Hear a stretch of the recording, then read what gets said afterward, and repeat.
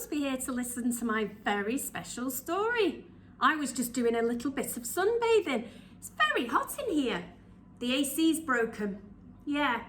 And yet my story is set in a very, very cold place. So as you see me getting hotter and hotter, you'll see Natasha getting colder and colder. This is a very special story, and it's from a storybook that I've had since I was a little girl. It's so special, I keep it over there, next to my bed. I'm going to go and get it.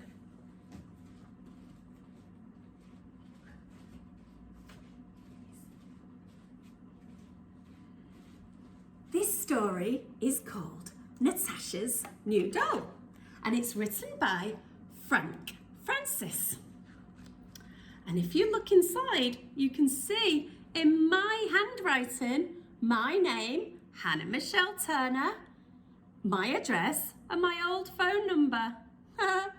You can see I was so little when I got this book, I couldn't even spell my own name. I missed a H. One of my favourite things about this book was the pictures. Once upon a time in Russia, there lived a little girl called Natasha. Her father was a woodman, and each day when he had gone to his work in the nearby forest, Natasha helped her mother about the house. One morning, as they were busy, a boy from the village brought a letter. When Natasha's mother read it, she said, "It's bad news. Your grandmother is very ill, and I must go to her at once. You will have to be a brave girl and stay here by yourself until father comes home this evening." She made some sandwiches for Natasha's lunch and then unlocked the big chest that stood in the corner of the room. Inside, Natasha could see lots of clothes. There were blouses and skirts and dresses with wonderful patterns. Some of them she knew were very old. From the bottom of the chest, her mother took a little wooden doll. She had a painted face and black wool hair. "This is Anna," she said. "She once belonged to your grandmother. Look after her well, for she is no ordinary doll." After her mother had gone, Natasha sat by the warm stove with the new doll on her knee. The house seemed very quiet and empty, and Natasha longed for the evening when her father would be home. Outside, the sun shone brightly, and suddenly she had an idea. She would put on her warm coat and boots and go to find him. When Natasha was ready to leave with Anna in her arms, the little doll spoke up clearly and brightly. "Take with you the sandwiches your mother made, in case we are hungry on the journey." A talking doll. Outside, she could clearly in the snow see the prints of her father's big boots. Natasha knew that if she followed them, she would easily find him. At first, she tried to put her own small feet in the steps of her father's big ones, but her legs were too short and the snow was deep, and she soon became tired. She plodded on and on, not noticing how dark the sky was getting, when a snowflake fell on her nose. She looked up and saw that the sky was full of them, dancing and floating above her head. "We must find shelter," said Anna, so they stood under the spreading branches of a giant fir tree. There, no snow fell, but they could watch it all around. Look at that. At last, the snow stopped falling, and Natasha realised that she would never find her father now. The footprints were completely covered. "Oh, Anna," she said, "what shall we do? How shall we ever find our way home?" The doll said nothing, but she pointed through the trees. That must be the way, thought Natasha. On she walked, and the forest grew darker and darker and thicker. Then she saw a strange house. Tall trees grew on either side, and all round was a fence over which vines were curling. In front was a gate, which she tried to open, but the hinges were so stiff with rust that it would not move. "Try some butter," said Anna. Natasha took a sandwich from her pocket, wiped some butter off, and rubbed it on the hinges. The gate had not been greased before, and it swung open easily. Ooh, look. Natasha walked up to the door and knocked. It was opened by a little old woman with a big nose and a pointed hat. She looks like a witch, thought Natasha, but she tried not to show that she was frightened. "Can you help me, please?" she asked. "I am lost."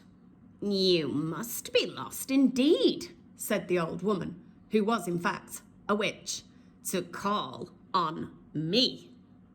And she took Natasha by the arm and pulled her inside. "Now, make yourself useful," she said. "Start by sweeping the floor." Natasha tucked Anna safely into her pocket and began to sweep. Swish, swish, swish, swish went the broom. The witch, who planned to cook Natasha and eat her, went out to collect firewood. Every once in a while she stopped and listened. From the house came the swish, swish of the broom, so she knew Natasha was still working. As she was sweeping in a dark corner, Natasha was surprised to see two sad eyes watching her. Tied to a chair and looking very miserable was the witch's cat. "Untie her and give her a sandwich," whispered Anna.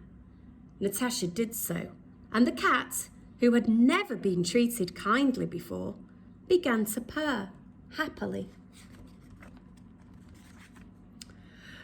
But Natasha was frightened, for she knew that when the old woman returned, she would be very angry. "What shall I do now, Anna?" she asked. "You must continue sweeping," said the doll. "But as you do, keep looking out the window and tell me if you see the witch."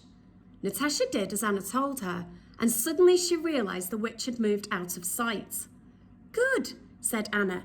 "Then this is our chance to escape." Natasha dropped the broom and ran from the house as quickly and quietly as she could.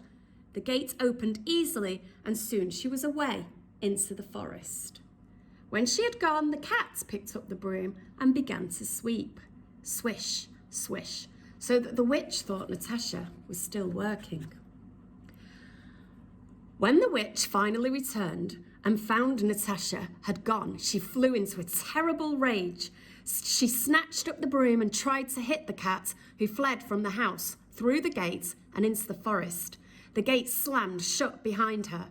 The witch followed, but when she reached the gate, it would not open.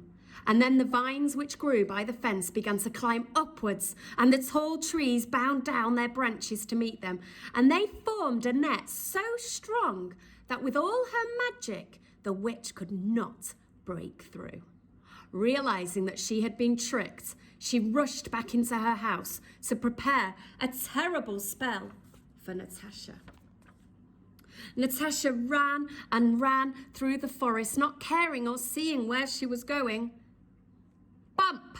She had run straight into something. It wasn't a tree. It was softer than a tree. She looked up, and there, smiling down on her, was her father. When he heard her story, he went straight to the witch's house and began chopping down one of the largest trees. Inside, the witch worked at her spell, but before she could finish it, the tree came crushing down on top of the house, smashing it into tiny pieces. The sound echoed through the great forest. Then all was silence. The witch would never be seen again.